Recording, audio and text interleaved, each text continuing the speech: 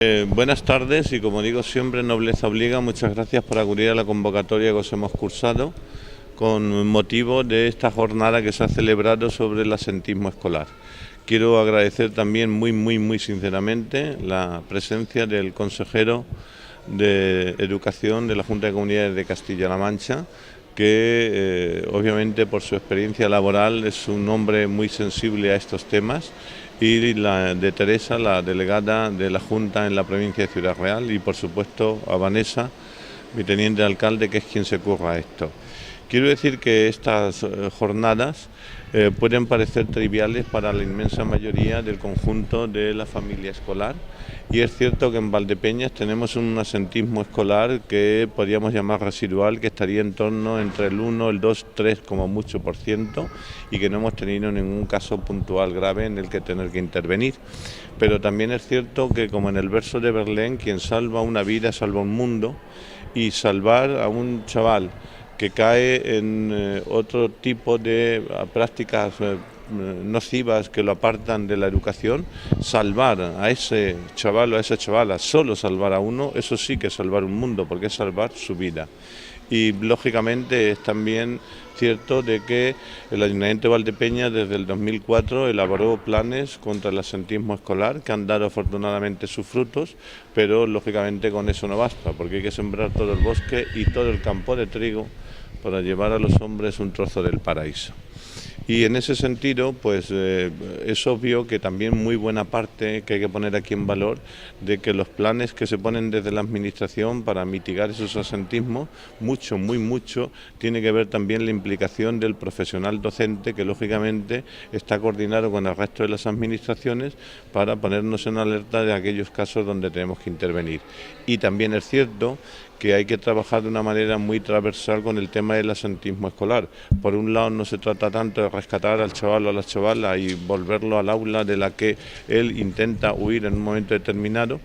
porque es verdad que cuando un chaval o una chavala se aparta del aula es porque viene muchas veces desde la desestructuración familiar de un entorno que o no le motiva o no le incentiva,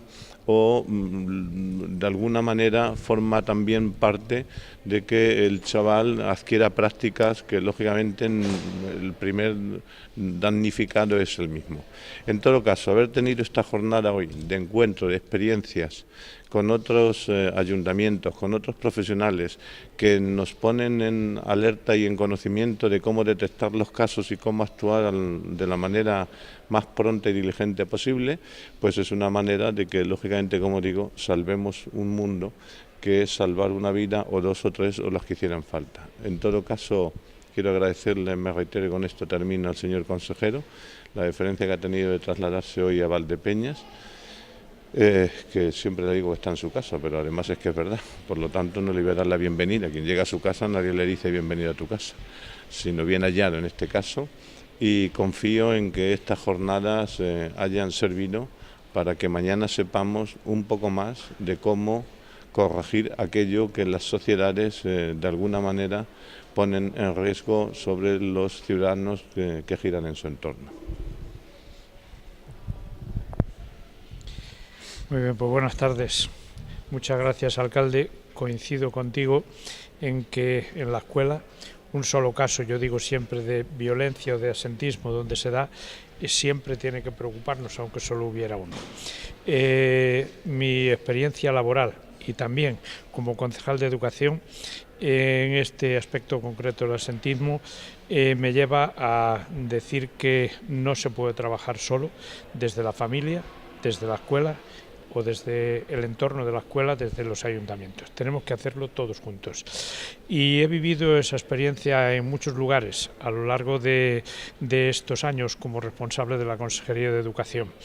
Y cuando se trabaja desde el concepto de ciudad educadora, como se hace en Valdepeñas, se consigue, en este caso del asentismo, reducirlo a la mínima expresión, que aunque solo sea uno, siempre será importante, como decíamos, pero evidentemente